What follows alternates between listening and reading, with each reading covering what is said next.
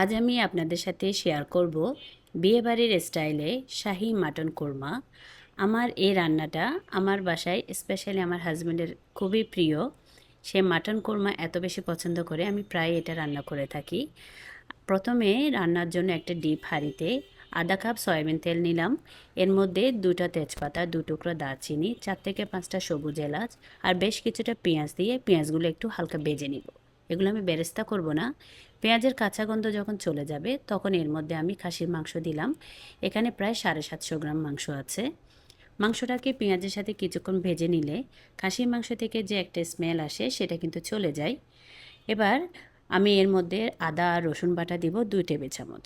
আদা রসুন মাংসের সাথে কিছুক্ষণ ভেজে নিব। যত বেশি এটা ভেজে নেওয়া হবে তত বেশি খাসির মাংসের গন্ধটা কিন্তু চলে যায়। এবার এখানে আমি দিব আধা কাপ টক দই, কাজু বাদাম বাটা 1 টেবিল চামচ, চাইলে কাঠবাদাম চীনাবাদামও দেওয়া যায়। এবার পোস্তদানা বাটা দিব 1 টেবিল চামচ, কাঁচামরিচ বাটা 1 টেবিল চামচ, জায়ফল আর জয়ত্রী একসঙ্গে মিক্স করে আমি এখানে 1 চা চামচ দিলাম। এবার মশলাটাকে মাংসের সাথে খুব ভালোভাবে মিক্স করব। তারপর আমি এখানে গুঁড়া মশলাগুলো দিব। ধনে গুঁড়া 1 চা চামচ, জিরার গুঁড়া 1 চা চামচ আর গোলমরিচের গুঁড়া হাফ চা চামচ, লবণ 2 চা চামচ বা স্বাদ অনুযায়ী। সব কিছু দিয়ে মাংসের সাথে খুব ভালোভাবে আমি এটাকে কষাবো। একটু সময় নিয়ে মাংসটাকে আমি কষাবো। ততক্ষণ পর্যন্ত কষাবো যতক্ষণ পর্যন্ত না মাংসের উপরে তেল উঠে আসে। ভালোভাবে মাংস কষানো হয়ে গেলে এর মধ্যে আমি ফুটন্ত গরম পানি দিব।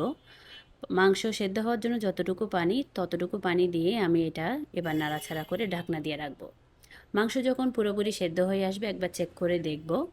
শেষে আমি এখানে 1 কাপ প্রায় লিকুইড দুধ দিব।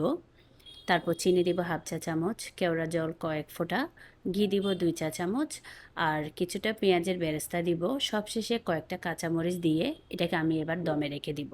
এটা আস্তে আস্তে মৃদু আছে যখন হবে, এটার ভিতরে মানে সব মশলাগুলো ঢুকে এটার থেকে একটা সুন্দর স্মেল বের হয়। এই কোরমাটা সাদা পোলাওয়ের সাথে খেতে খুবই ভালো লাগে। আর চাইলে আপনারা এটা বাসায় ট্রাই করে দেখতে পারেন। কেমন হয়েছে অবশ্যই কমেন্ট বক্সে জানাবেন। আজকে এ পর্যন্তই, ভালো থাকবেন সবাই। আসসালামু আলাইকুম।